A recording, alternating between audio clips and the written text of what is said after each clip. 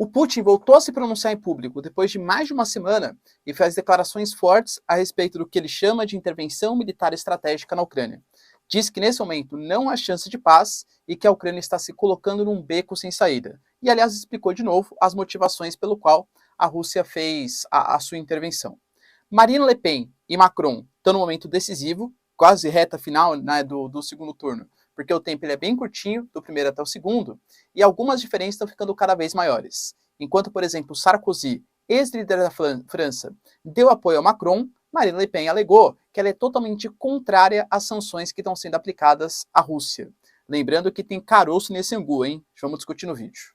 Além de tudo, o Brasil, mais uma vez, ele teve uma posição firme contra as resoluções, contra as punições, as sanções sofridas pela Rússia, e hoje Bolsonaro e Paulo Guedes se pronunciaram, cada um com a sua motivação, mas motivações bem parecidas, indo contra as sanções. E também o presidente da Alemanha, Steinmeier, ele foi, o Zelensky se recusou a receber ele na Ucrânia e a fazer uma visita oficial pelas suas posições no passado. Será que está acontecendo um racha aí na OTAN? Se vocês querem ter um pouco mais sobre esses assuntos, e muito mais também sobre geografia, geopolítica, atualidades, política, polêmicas, enfim.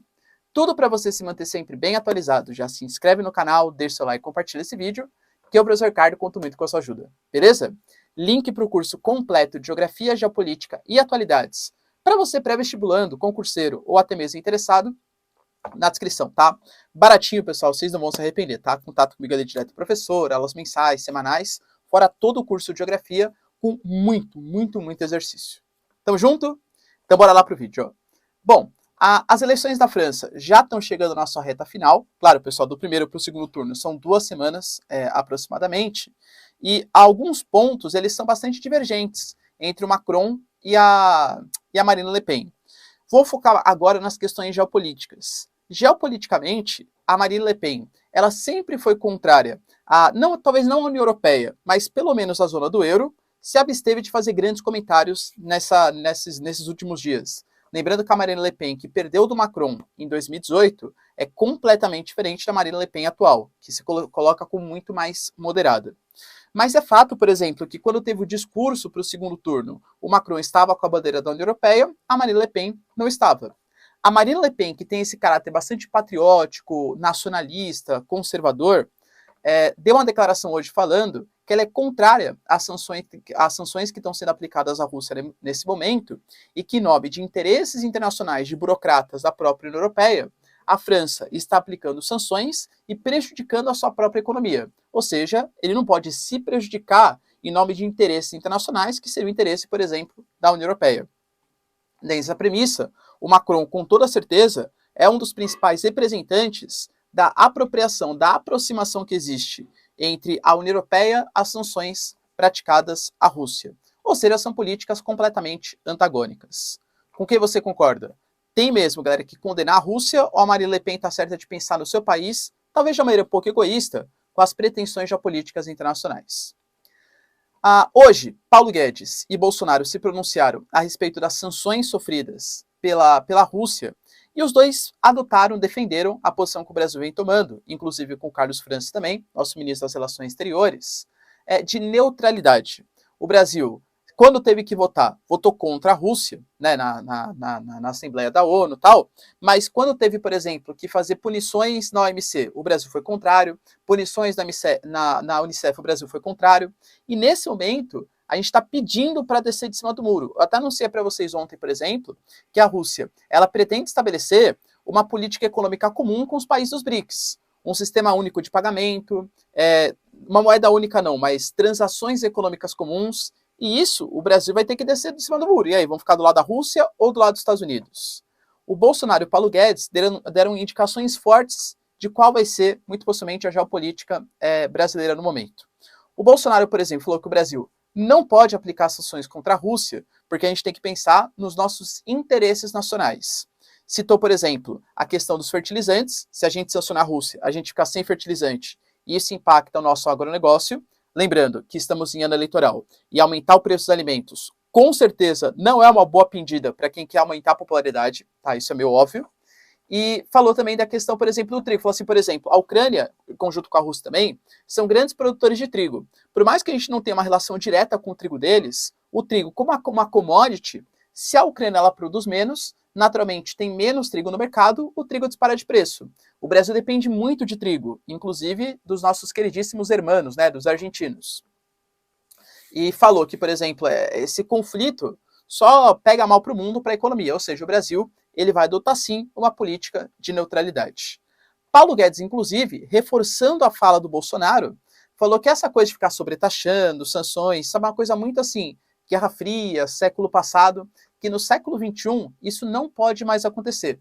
O Brasil, segundo ele, é um país que defende o multilateralismo e que, ao mesmo tempo que está colaborando com os BRICS, aí tentou fazer uma média também, está querendo ingressar na OCDE. A gente não pode esquecer, a OCDE é o clube dos países ricos, né?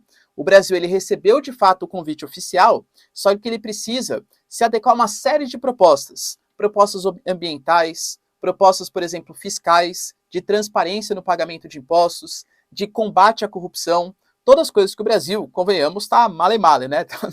Não tá muito bem, digamos assim.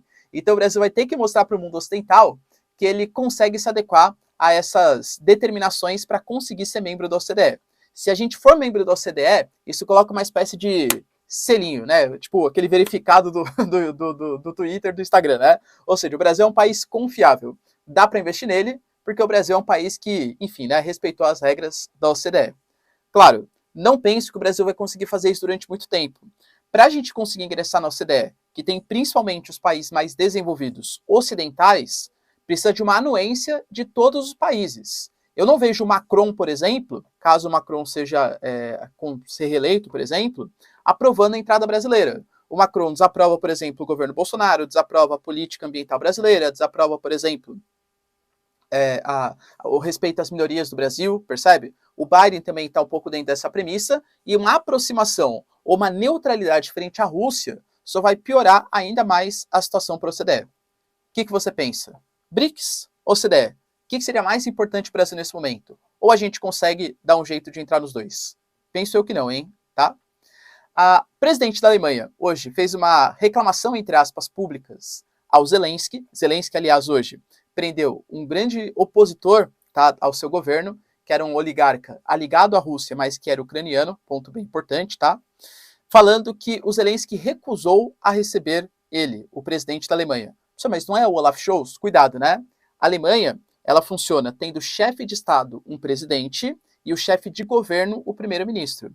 Então, o presidente, por exemplo, o Steinmeier, ele é como se fosse o chefe de Estado, representa a nação. Então, por exemplo, vai fazer, sei lá, acordos internacionais. Pô, geralmente você recebe o chefe de Estado. O cara geralmente é dono, por exemplo, né? O cara é comandante das Forças Armadas, ele comanda o Estado. Mas quem de fato governa o país é o primeiro-ministro, a Angela Merkel, e atualmente, por exemplo, o Olaf Scholz, tá?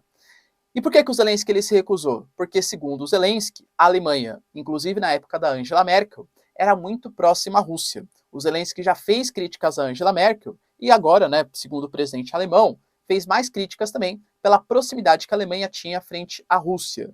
Ou seja, o não alinhamento, a entrada da Ucrânia lá em 2008, pode estar culminando agora com a intervenção militar ou com a invasão, enfim, ucraniana, na Ucrânia, né?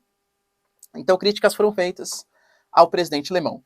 E outro ponto, galera, bem importante, talvez o mais relevante aqui do dia de hoje, o Putin ele fez uma aparição, novamente uma declaração.